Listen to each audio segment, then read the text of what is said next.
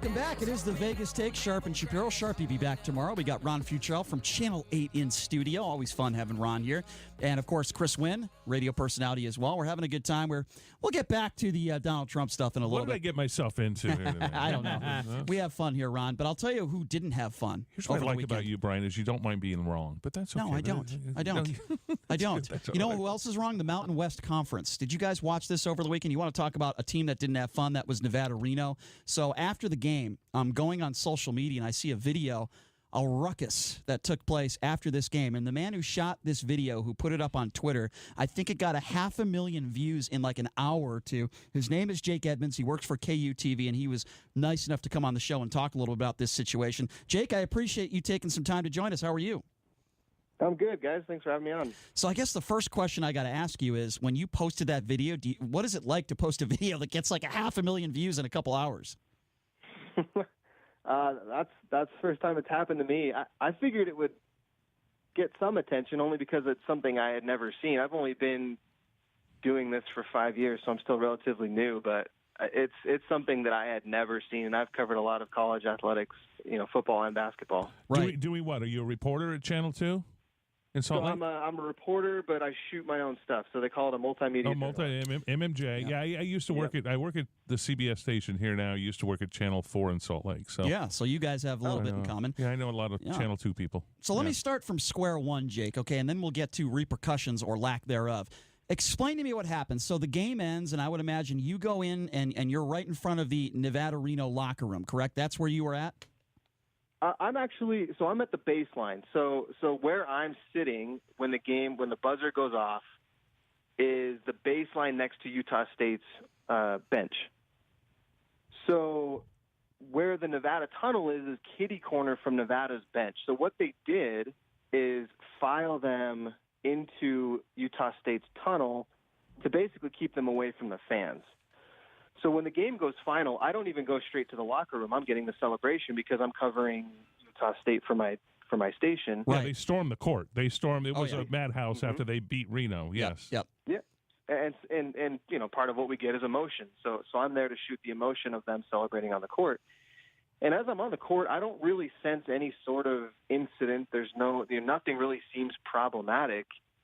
And so, I'm going through the motions. I'm making my way back to the post-game press conference area, which is incidentally right next door to Nevada's locker room. And there's nobody in Nevada's locker room. And I didn't know if it was just silent in there or what, but there was nobody in there. It didn't seem like there was anybody in there. And all of a sudden I hear this commotion going on from near the Utah State locker room, and that's when I decided to pull my phone out. Wow, so that's crazy. Okay, so you pull your phone out, and we've seen the video where the video starts with Jordan Caroline punching the glass of a fire extinguisher, throwing out vulgarities, saying things that we can't say on the air. And the video lasts close to it was around a minute or so, and then you see the coaches, and the players, and just a lot of emotion and a lot of craziness. So what is going through your mind when all this is going on? Yeah, I guess what it seemed like happened was I didn't even know that Nevada, and there's been security footage that's been released since that showed Nevada's team and staff had actually made it to their locker room and then returned to Utah State's locker room. Really? From my perspective, real time, it seemed like Nevada players and staff had some sort of incident with either the fans or Utah State staff and players. It seemed like it was almost as they were coming off the court, some sort of incident happened. And judging by what the coaches were saying to the police officer that was trying to kind of usher them back into their room, it seemed like they were accusing fans of touching their players. That was kind of one accusation. And the second was that an assistant coach for Utah State had said something to the Nevada players as they were going through the handshake line. And then we learn, based on what the Mountain West Conference has said, that this had nothing to do with fans, and it had everything to do with starting with maybe some situations when they were supposed to shake hands after the game on the floor, and then somebody, they're not saying who, but somebody involved with Utah State had said something to Jordan Caroline that got him extremely upset. So let me ask you this: after I'm imagining Musselman, none of the players did they speak after the game to anybody? No, they didn't. Yeah, they didn't make themselves available. It was pretty instantaneous. They came into the post-game press conference room and essentially, without us asking, they said Nevada was not available for comment. What did you? Yeah, go ahead. Sorry. I guess it's pretty understandable. I don't really know if, and quite frankly, without incident, we probably wouldn't, because like I said, I'm covering Utah State. I probably wouldn't have even tried to get Nevada's post-game reaction. Because you cover Utah State, what is their side of the story? What are they saying? Well, the release that they put out is similar to the Mountain West in that they essentially they don't think the storming of the court had anything to do with the incident.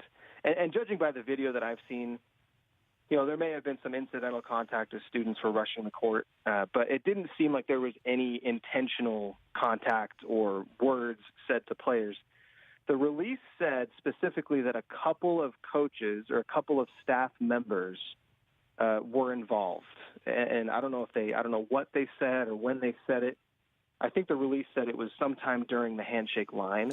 Mm-hmm. So I think that's kind of the initial, I guess, domino that started. Wow. Kind of this emotional reaction. But even then, like I said, the security video shows Nevada's players walking basically past, and you don't see them walk past the locker room, but you see them walking around the corner into their own locker room. So from the time they had the handshake line to the time they walked to the locker room, nothing seemed wrong. I mean, they look emotional, but nothing really seems wrong. Right.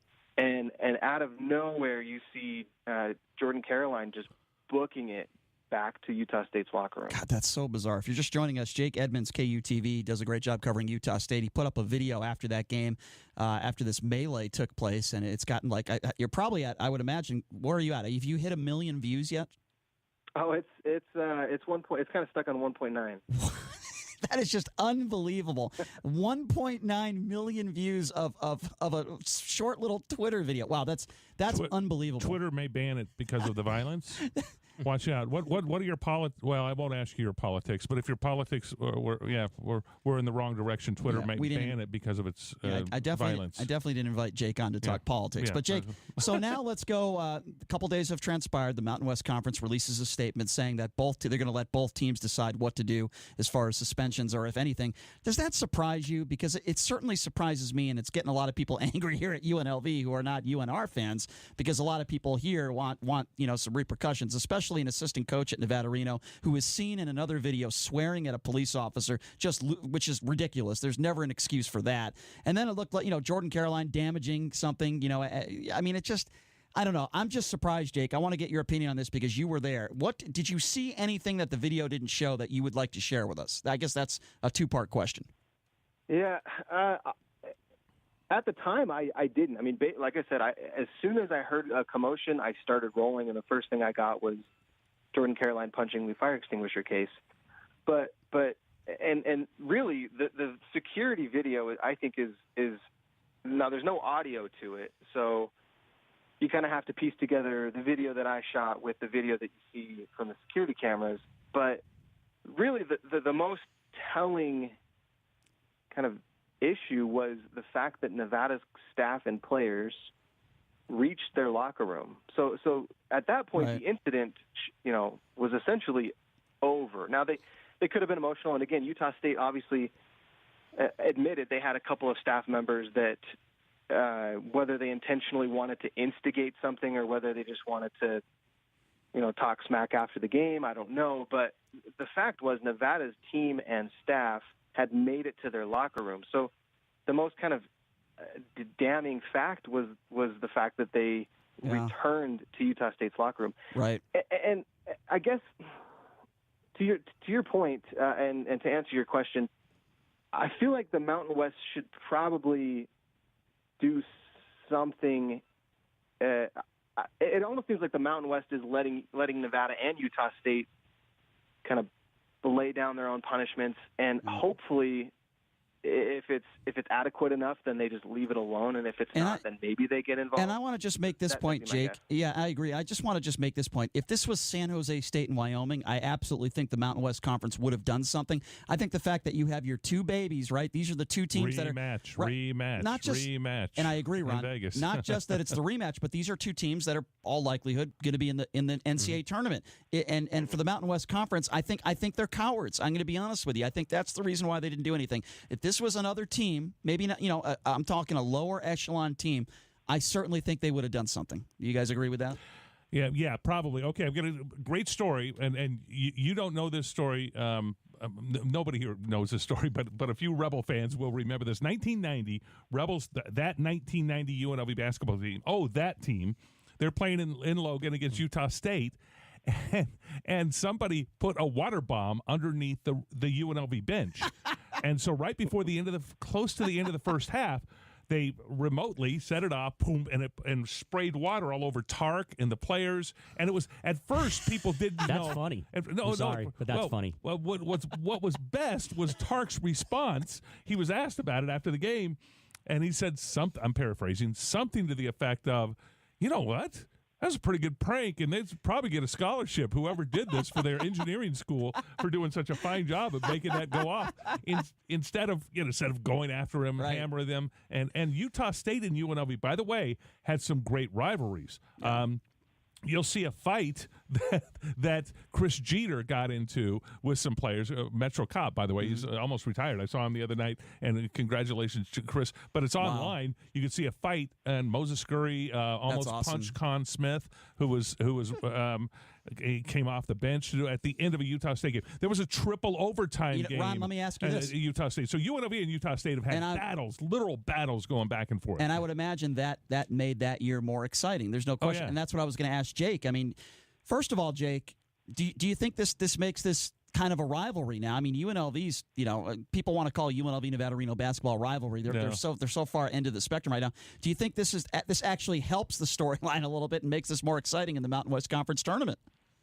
I do, and UNLV and Nevada, they're obviously the main rivals, but I feel like Utah State, in terms of in-conference rivalries, they don't really have that, in-state rival. They've got Utah and BYU, but neither of them are in the same conference. So, right. In a way, it already was kind of a rivalry, and add to the fact that it was a top 25 team coming into Logan. Right. They call it Spectrum Magic, where they really take pride in kind of getting in the heads of opposing players. They even chanted "Baby Daddy" when Jordan Caroline was shooting free throws during the game. And I kind of speculated that may have contributed.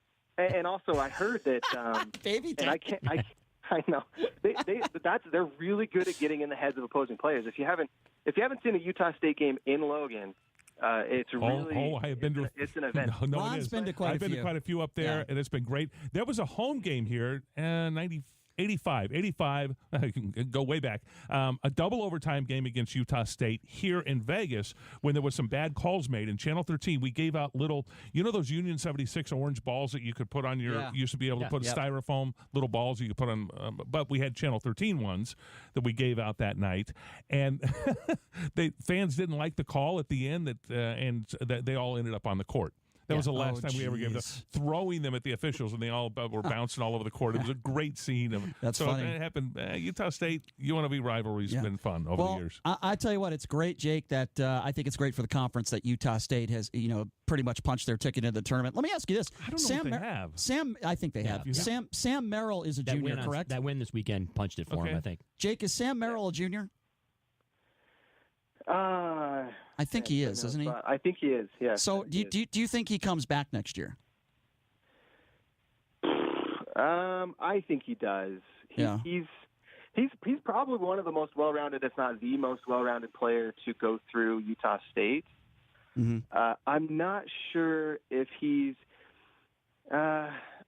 And I'm going to – hopefully Utah State fans aren't even listening to this, but I'm not sure he's NBA ready yet. I don't think so either. I think he's good enough to play in Europe right now, but I think if he gets a little bit more physical and perhaps a little better on the defensive end, I think he'll have a chance. He'll certainly make an NBA Summer League roster, You know what? I actually that night was senior night, and he was one of – if I remember right, he was one of the two – Oh, no, it wasn't. It was not him. It was not him. He is a junior. Yep. Well, with that being said, I think he's a great kid. I had a chance to grab some lunch with him when they had the Mountain West Conference Media Day here. Really smart kid and a good kid. And I'll tell you what, Smith is doing an unbelievable job. I will be shocked if he doesn't get Coach of the Year. I mean, I think second isn't even Musselman. If you ask me who second is, I think it should be Hudson over at Fresno. Hey, Jake, you're doing a great job covering Utah State, my man, and 1.9 million views on Twitter. I would imagine you got a lot of new Twitter followers as well, no? Yeah, just a few. Cool. Well, hey, Jake, I know you do a great job covering the Jazz as well. Congrats on the good work, my friend. I appreciate you taking some time to join us, and we'll see you for the Mountain West Conference Tournament. Sounds good. Thanks for having me on. All right, thank you. There you go, Jake Edmonds, KUTV. Ron, Chris, can you guys believe it? You take a video and it gets 2 million hits in a couple days. That's unbelievable. That's crazy. That's nuts how much coverage that is.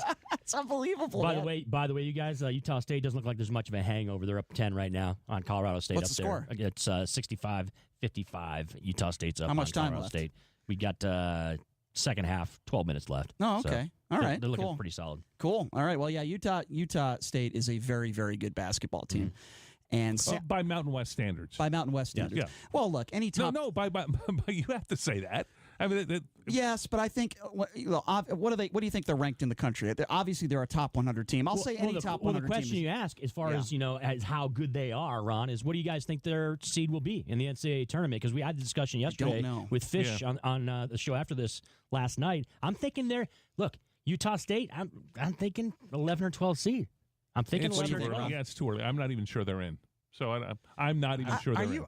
See, I'm so shocked to hear you say that. Because I hope they are. I'd like Ron. I'd like this conference to get two teams, but my mindset is still that this conference they have 3 losses all year, and they just beat Nevada. I mean, how can you not put them in? Yeah. Put it this way: if they make the finals of the Mountain West Conference tournament, 100%, I mean, let's see. Right, they lose, and they're not going to lose round one. They're going to be paired against. But now Air Force. Now that we're talking about hoops, and Chris, I want to ask you the same thing as well. Where UNLV is right now, they have one more game against Colorado State.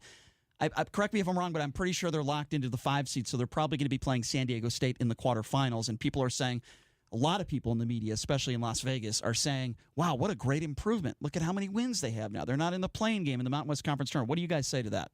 Yeah. No, so fair. I say to that. No, it's all right. It doesn't matter. They're not going anywhere. It's an improvement. Improvement over what? Okay, yeah, you had to improve over being the worst team in the conference in a bad conference last year. Okay, so there was going to be some improvement. Yes, okay, so it's improvement, and I hope it keeps improving. I hope next year they're the best team in the conference. I hope by 3 years from now they're the number 1 team in the nation. I don't see that happening, but that's what I hope would happen. But it's not. So here's the deal with UNLV. Okay, they've had a decent season, but they're hamstrung by how bad the Mountain West Conference is. That's the bottom line, right? I agree. I mean, look, we can talk about, we can grasp at straws about victories over teams like Boise State and New Mexico and losses to teams that they probably should have lost to in the conference this year. But the fact of the matter is, there's one word, Ron, and you and Brian, and you guys know this. When we talk about UNLV basketball this season, it's called mediocrity. That's the one word we use. It's mediocrity. It's a decent team. They're not horrendous in the conference, but they're not a great team by any stretch of the imagination either. So, my expectation is that they do win a game in the Mountain West tournament, but I'll be surprised if they win 2. Mm-hmm. And that's the bottom line. Yeah. And we're still going to have a discussion after the season if Marvin Menzies is the guy, right? If the program, if him at the helm of the program is something that should be continued. It's going to be a discussion because we know, and Ron, you know more than all of us, what the mentality is of UNLV fan in this town, right? And there is an expectation. I'm not saying it's an expectation of 1990. I'm not even saying it's an expectation of 2007 when they're in the Sweet 16. But there is an expectation that they should have a program that is one of the top 2 or 3 in the Mountain West. Is that not correct? Oh, no, because they have 3 things that you have to build a program. Yes. They have an arena, the best in the conference. They have a fan base that if it came back and give them a reason to come back, they would be the best in the conference. In a city that's the best in the conference. Mm-hmm. Okay, now a fourth thing, they have history, which no other team in this league has. They have a history of success, so it can happen here. And once it's been done already, it's easier to see it happening again. Agreed. It's not happened to Reno to win a national championship. It's not happened to any other team. So they've got all of those great things working that no other team in this league has, and they can't capitalize on it. They're an average team in a bad conference. Agree. We're talking a little hoops. Ron Futrell from Channel 8 and C-Win in studio talking a little UNLV, Utah State, Nevada situation. What do you guys think about that? Do you think if a player screams out the N-word and goes after somebody and punches a fire extinguisher, should they be suspended? The number to call, 257-5396, 702-257-5396. Let's start with Scott. Scott, good to hear from you. Thanks for calling in. How are you? Good. Guys, don't you think when, I know sometimes you can't prevent it, but if a game is done and you know those students are coming down to storm the court, some coach should call a timeout. I don't care if it's 2-3 seconds. You wave to the other coach and you get that other team out of there. I mean, it is a disaster waiting to happen. All it takes is one student. See, I agree, Scott. That is such a great point. Get them out of there, man. I mean, I'm surprised. All it takes is one student who's tuned up, says something to the wrong guy. I agree. Absolutely, just blast him in the face. I agree. See, I think, Scott, I couldn't agree more with you. And I've been talking about this for 15 years on the radio. First of all, there should be no such thing as storming the court. Not only that, but most of the time when fans storm the court, they shouldn't be. It's ridiculous to begin with. But even if, let's just say, a team like Idaho State beats Duke, let's just hypothetically, I still don't agree with it for the reasons you just mentioned. It's dangerous. Now, I think there are ways you can police this. For example, if a new rule comes out, you say, look, if a fan storms the court, they can be arrested. It is a misdemeanor. And I think, you put rope around the court and you put your security guards up there with a minute to go.